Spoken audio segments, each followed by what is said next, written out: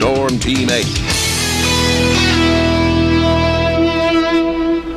Well, I hope you were able to enjoy the past couple days. Really nice spring days. Yesterday we topped out in the mid-60s here in Grand Rapids, and we're really going to enter a forecast period I think is going to be quite damp, quite cool, leading right up to Easter. Really the highest temperature we have in the 8-day forecast is in the mid-50s. Here we go on Storm Track Live Radar. You can see I looped this in a 2-hour mode. Notice north of I-96, right in the beginning of the loop, notice all the showers out there and also evaporating. This area continues to dry out with a stiff easterly wind that's coming right out of Canada and bringing in a lot of dry air. So I really think we're going to dry things out this afternoon.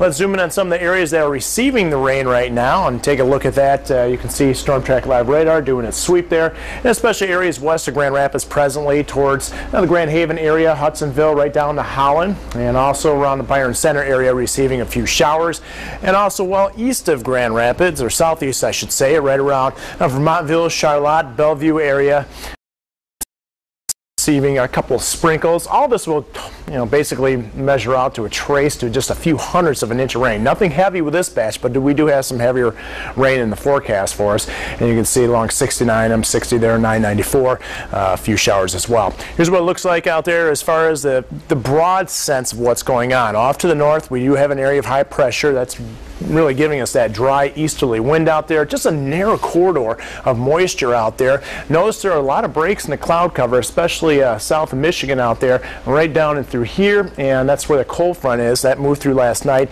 and that's why we're having the cooler temperatures out there at the present time. We're not going to see 60s today. We're going to stay in the 50s. The stationary front off to our south, well, that is going to head north as a warm front as the next system that's developing now in the Central Plains heads towards the Great Lakes for this weekend.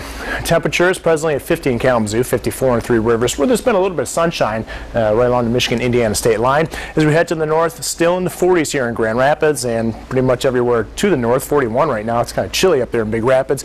45 presently in the Fremont area, 44 in Muskegon.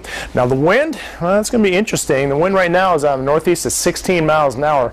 This wind will only increase, especially later tonight and tomorrow. We'll see sustained winds tomorrow, 20 to 30 miles an hour as that storm system heads towards Michigan.